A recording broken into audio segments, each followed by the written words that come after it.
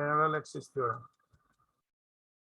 So again আমরা প্রথমে statement পড়ি, কিছু বোঝার চেষ্টা করি, তারপরে আমরা এটাকে অ্যানালাইসিস করব।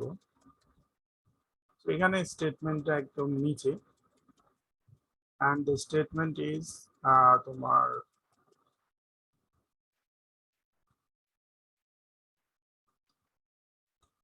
the theorem of parallel axis states that the moment of inertia of a body about any axis, তাহলে দেখো এখানে কি বলছে, any axis অর্থাৎ এইটা মানে ইচ্ছা মতো নেওয়া যাবে, is equal to the sum of the moment of inertia। তাহলে আমরা প্রথমে একটা বডি আঁকি, যে কোনো রকম একটা বডি আঁকি। আমরা যখন যখন পড়বো তখন তখন আমাদের কন্ডিশন গুলা এই বডির উপর ইমপ্লাই করবে। সেই বডির মোমেন্ট অফ ইনারশিয়া নির্ণয় করতে চাই যে কোনো একটা অ্যাক্সিসের সাপেক্ষে। তো আমি ধরে নিচ্ছি যে আমাদের অ্যাক্সিসটা হচ্ছে তোমার এটা, এমনি ইচ্ছা হয়েছে তাই বলছে। তো এটা এনি অ্যাক্সিস যেহেতু আমি যে কোনো দিকে যে কোনো রকম দিতে পারি।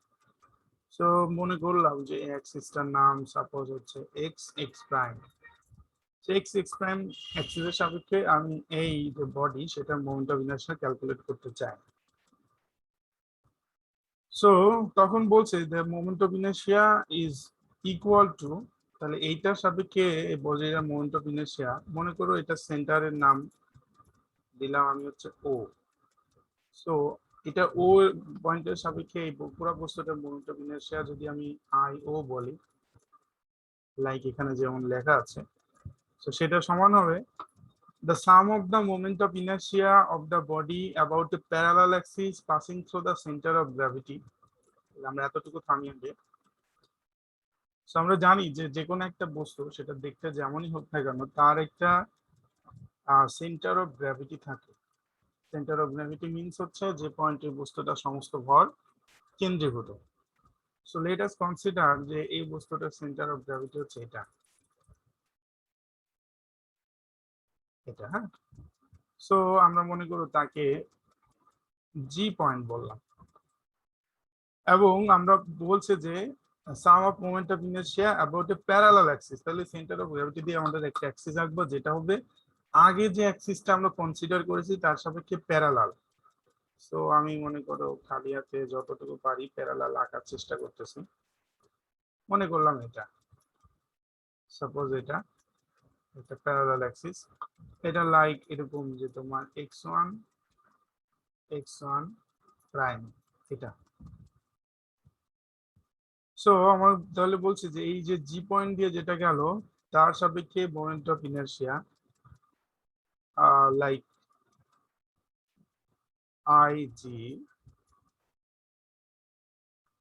ওকে, তারও সাথে কিছু আছে কারণ এই যে এখানে এন্ড আছে, and the product of the mass of the body, like মনে করো পুরো বস্তুটার ভর আমি মনে করলাম capital M.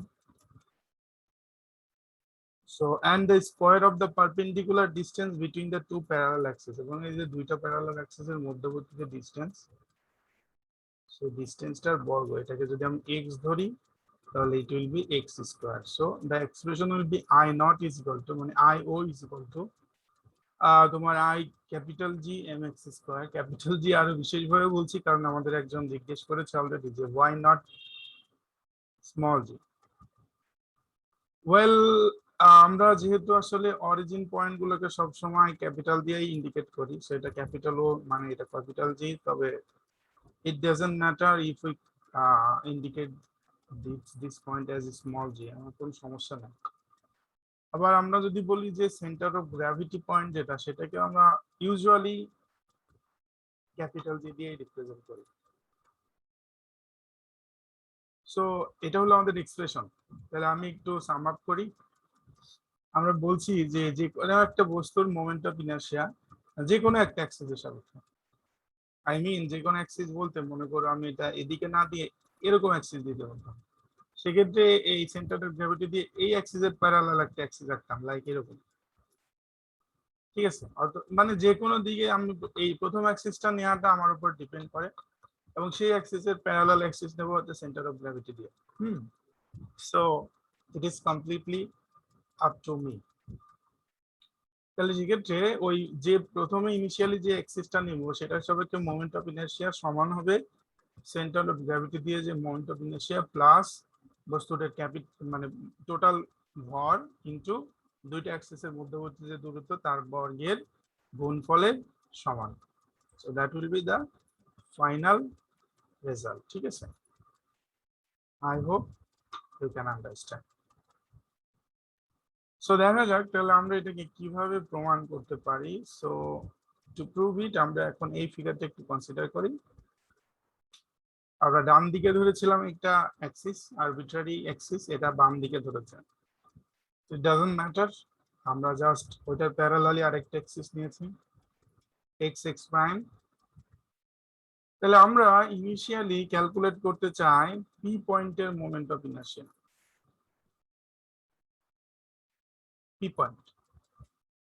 So to do so আমরা মনে করো যে তোমার কিছু ডিস্টেন্স কনসিডার করে নিচ্ছি, ধরে নিচ্ছি, লাইক আমরা ধরে নিচ্ছি যে ও থেকে পি পয়েন্টের মধ্যবর্তী দূরত্ব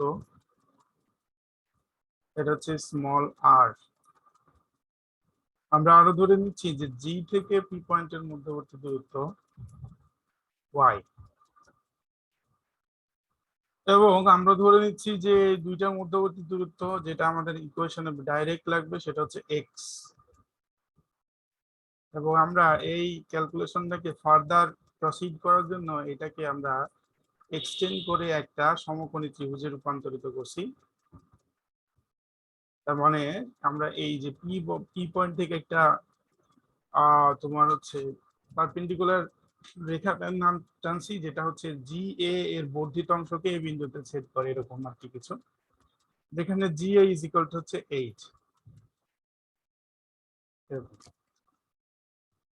সো এটা হচ্ছে বেসিক ড্রয়িং, এটাকে আমাদের প্রুফ করার জন্য।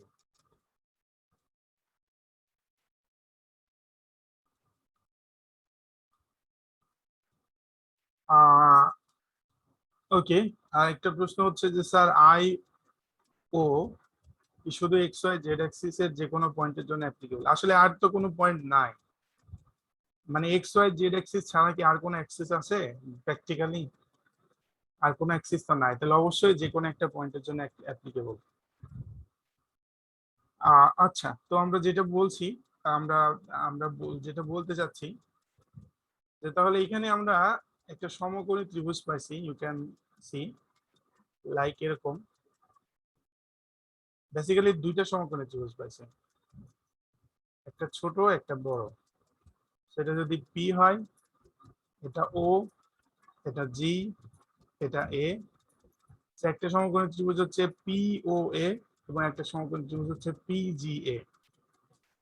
তো যেখানে বিভিন্ন মানগুলো আমরা অলরেডি ডিনোট করে রাখছি, আমরা এটা নিয়ে পরবর্তীতে কথা বলবো। তো প্রথমে আমি বলতে চাই যদি ও বিন্দুর সাপেক্ষে পি পয়েন্টের ডিস্টেন্স আর হয় এবং যদি পি পয়েন্টের ভর ম্যাস স্মল এম হয়, তাহলে সেক্ষেত্রে ও বিন্দুর সাপেক্ষে পি পয়েন্টের মোমেন্ট অফ ইনার্শিয়া কত হবে? একজন বলো। ও পয়েন্টের সাপেক্ষে পি পয়েন্টের মোমেন্ট অফ ইনার্শিয়া কত হবে, বা টু বি এক্স্যাক্টলি যে x one x prime Axis এর সাপেক্ষে পি বিন্দুর মোমেন্ট অফ ইনার্শিয়া কত?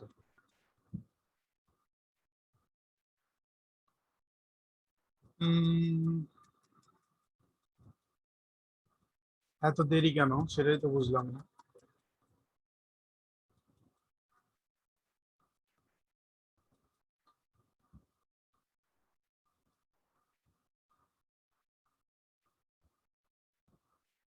এত কনফিউশন, এম আর স্কোয়ার, কিন্তু এতক্ষণ পরে স্মল এম ক্যাপিটাল না, কারণ আমরা পি পয়েন্টের ভর ধরেছি স্মল এম, আমরা পুরো বস্তুটার ভর ক্যাপিটাল এম ধরেছি। সেখানে ক্যাপিটাল এবং স্মল যেহেতু দুইটা ইউজ করা হয় সেহেতু উই শুড কেয়ারফুল। সো আমাদের এক্সপ্রেশন হচ্ছে M R square, I O is equal to, আর I G is equal to কি হবে? তাড়াতাড়ি বলো, হ্যাঁ, I G is equal to কি হবে? পি পয়েন্টেরই, হ্যাঁ, পি পয়েন্টের moment of inertia in terms of axis X X prime. So এটা হচ্ছে M Y square. Okay, that's good. তাহলে আমরা এখন ওই যে ত্রিভুজের প্রপার্টিজ নিয়ে আলোচনা করব। So let's bring our data to this point. আমরা এখানে একটু নামি, মাঝখানের ফিগারটাকে একটু মুছে দিই, ডান দিকে আমরা বাম দিকে এঁকে রাখছি। সো ত্রিভুজ ওপিএ যেটা, সেইটা থেকে আমরা বলতে পারি এটা যে OP square is equal to OA square plus AP square. Very straightforward formula, Pythagoras formula.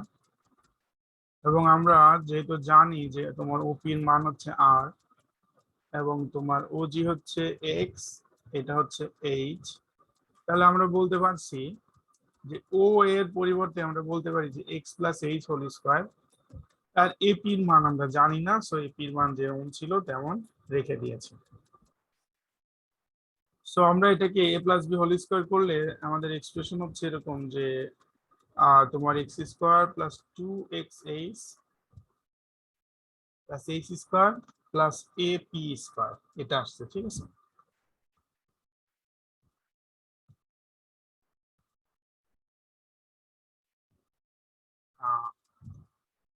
So আমরা এটা একটু মুছে দিলাম, কনফিউশন ক্রিয়েট করছিল, আইও এখানে লিখলাম। আচ্ছা, তো আমি এখন যেটা বলতে চাই বা যেটা জানতে চাই তোমাদের কাছে, যে ভালো করে খেয়াল করো এই দুইটা লাইন এখানে। তো এই লাইন থেকে এই লাইন কিভাবে হয়েছে তোমরা আমাকে বলো, আমি সময় দিচ্ছি এবং তোমাকে বলতে হবে, হ্যাঁ। So think and say.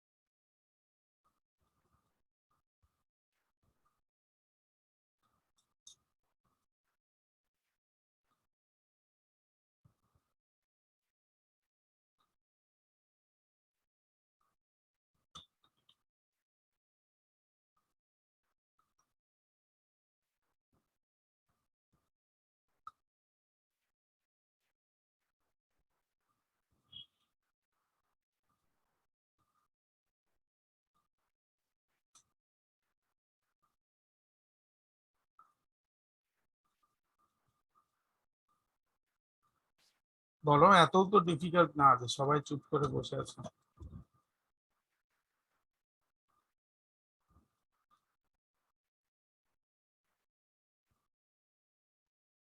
Please don't send message, আমি এটা শুনতে যাচ্ছি।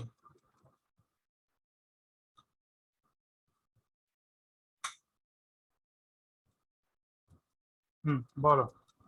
স্যার ত্রিভুজের এটা ওই যে এপি স্কয়ার আর Y square, AP square plus Y square equals to H square, সেজন্য সমকোণী ত্রিভুজের অতিভুজ। এপি স্কোয়ার প্লাস কি square? AP square plus Y square equals to H square, সেজন্য। কি বলতেছো না বলতেছো, উল্টা বলবো তো। স্যার এটা একটা পিজিএ, এটা একটা সমকোণী ত্রিভুজ হলো না তো। এইচ যদি কি এইচ যদি অতিভুজ হয় তাহলে AP square plus Y square H equals to. কেমনে অতিভুজ হচ্ছে? অতিভুজ তো এখানে হচ্ছে ওয়াই, এইচ ও কেমনে অতিভুজ হচ্ছে? ও স্যার, সরি স্যার, পারবো না। কেন পারবা? তুমি তো ঠিকই বলছো, তারপরে এত কনফিউজ তুমি। ওয়াই স্কোয়ার সমান কি হয় বলো দেখি? জি স্যার, ওয়াই স্কোয়ার সমান কি হয় এই ত্রিভুজে? H square plus AP square. তো সেটাও বলবা, তো সেখানে সমস্যা কোথায়? H square plus AB square তো আছে এখানে, তো সেটার পরিবর্তে ওয়াই স্কোয়ার লিখছো, কোনো সমস্যা তো দেখি না, তাহলে পারবা না কেন? এটা তো নট সো কমপ্লিকেটেড। স্যার ফার্স্টে তো এটাই বলছিলাম। না, এটা বলো নাই, ঠিক আছে। আমাদের রেকর্ড করা আছে, and we can we can play it for you. হ্যাঁ, যাই হোক, তুমি এটা বলো নাই, এবং তোমার যে যাই হোক, what ever, doesn't matter. Matter হলো যে মূল পয়েন্টে আসা। সো তাহলে এই যে স্মল যে ত্রিভুজ পিজিএ থেকে Y square is equal to H square plus AP square আমরা বলতে পারি, এবং সেটা ছিল এখানে H square plus AP square. সেটা পরিবর্তন ওয়াই স্কোয়ার লিখছি, এক্স স্কোয়ারটা আগেই ছিল, 2x এইচ তো আগেই ছিল। সো নাথিং চেঞ্জ, হ্যাঁ, যেমন ছিল তেমনই আছে। শুধুমাত্র আমরা এই এক্সপ্রেশনে এই যে স্মল যে রাইট অ্যাঙ্গেল ট্রায়াঙ্গেল তার প্রপার্টিজ ইউজ করেছে। So here come our main point. Main point বলতে এখন আমরা এই যে ইকুয়েশনটা পাইলাম, ইকুয়েশনে আমরা কি করব, যে তোমার দুই দিক থেকে সামেশন অফ এম সেটা মাল্টিপ্লাই করব। সো মনে করো এখানে যদি সামেশন অফ এম মাল্টিপ্লাই করি, then the expression will be summation m r square, এবং সেটা হবে আই ও, কারণ এটা হচ্ছে পি পয়েন্টের, আর পুরা বস্তুর কথা বললে সেটার এক্সপ্রেশন হতো সামেশন এম আর স্কয়ার। সেটা আমরা তো আগেরটাতেও এক্সপ্লেন করলাম। সো আই থিঙ্ক যে তোমরা এটা ক্লিয়ার। তো পুরা বস্তুটার মোমেন্ট অফ ইনার্শিয়া হতো সামেশন এম আর স্কয়ার। তাহলে এখানে এক লাইন এটা ইলিমিনেট করছে, আমি সেটা লিখছি। পরবর্তী লাইনে এটা লিখতো সামেশন এম আর স্কয়ার, এবং তারপরের লাইনে সেটার পরিবর্তে লিখতে পারতো আই ও। ঠিক আছে, আর ডান দিকে দেখো সামেশন এম ইনটু এটা পুরোটা রেখে দিয়েছে। সো এখানে কোনো সমস্যা নাই। এখন আমরা এই সামেশন এমটাকে কি করছি, তোমার সবগুলোর সাথে আলাদা আলাদা ভাবে গুণ করছি। That is summation M X square plus summation M Y square plus summation M into 2x8। ঠিক আছে, তিনটা পার্ট ছিল, তিনটা পার্টের সাথে গুণ করছি। So IG is equal to যেহেতু my স্কয়ার ছিল in terms of point P, তাহলে টোটাল বডির সাপেক্ষে এটা হতো IG is equal to summation my square. তাহলে এই যে একটা টার্ম আসলো মাঝখানে সামেশন my স্কয়ার, সেটার পরিবর্তে আমরা লিখতে পারি IG, এটা আমরা লিখতে পারি। ঠিক আছে, ওকে।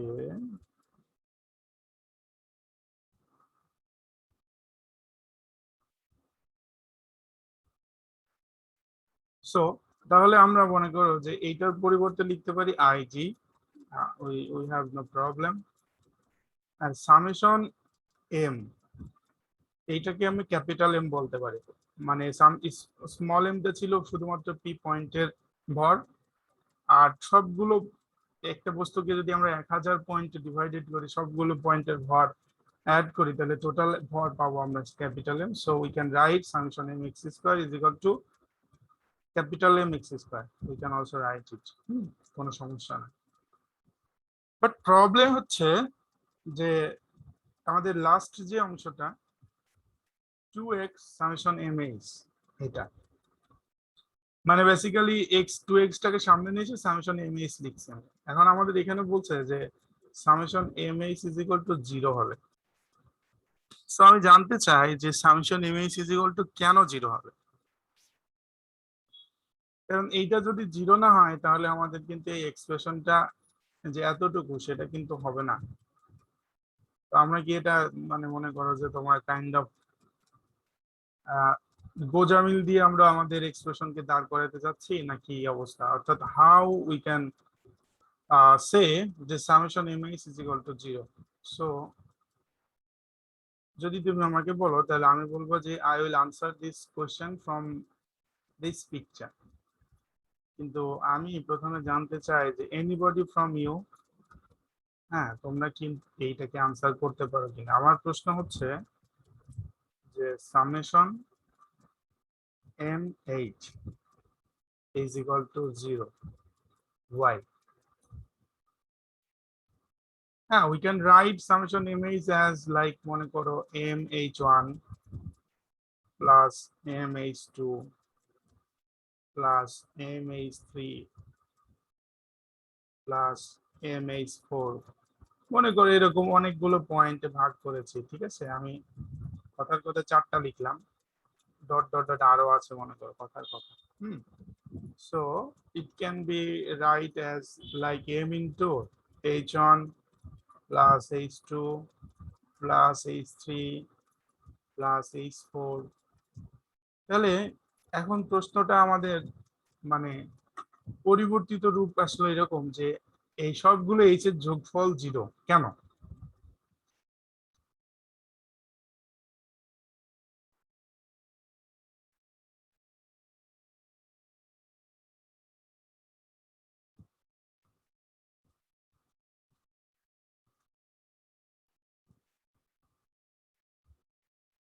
বলতে পারলে বোনাস মার্কস দিব। ক্লাস টেস্টে অ্যাডভান্স ডিক্লারেশন।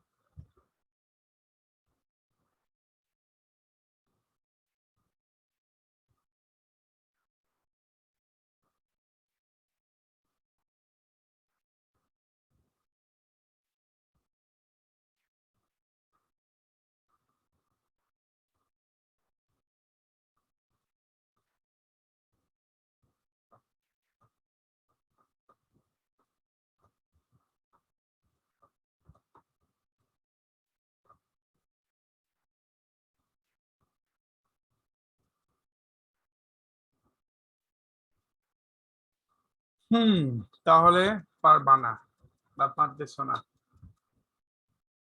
ওকে, তাহলে আমি বলি বোনাস মার্কস কিন্তু চলে গেল।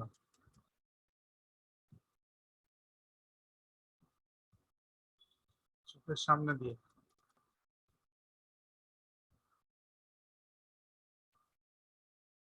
ওকে, সো আমি বলি তাহলে তোমরা অলরেডি জানো যে তোমার একটা যদি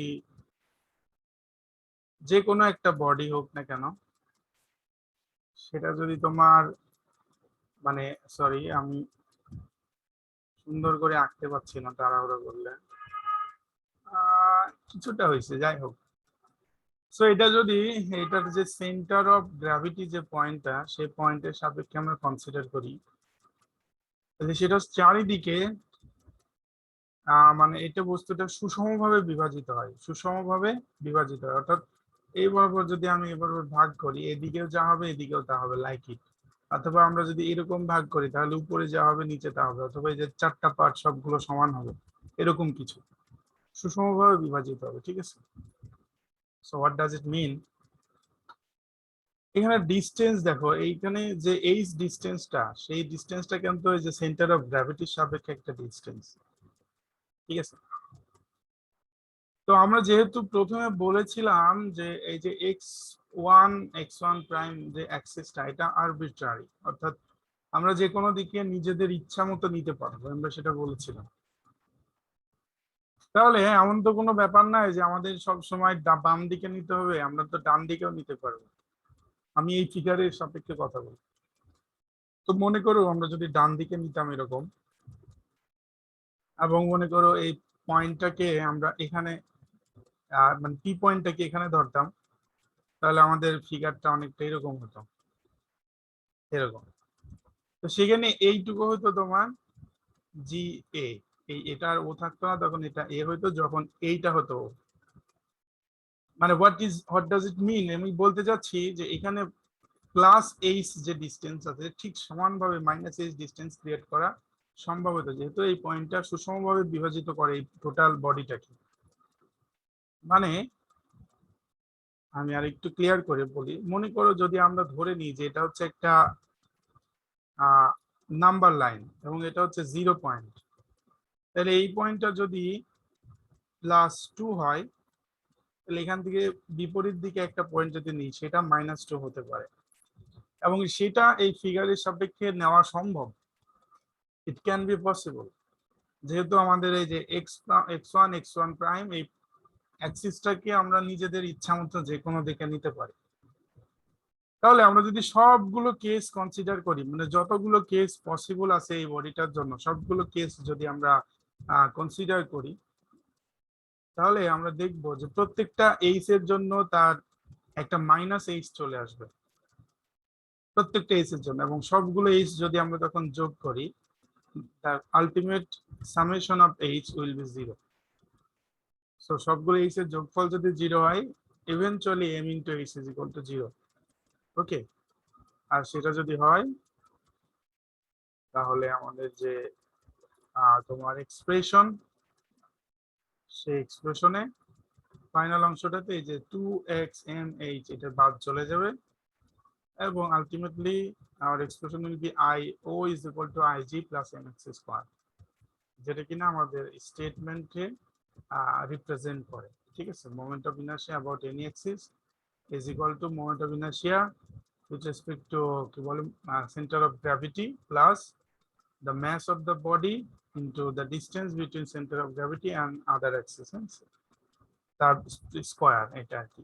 সো এটা হলো আমাদের final expression. So I hope you are clear and you can say if you have any question.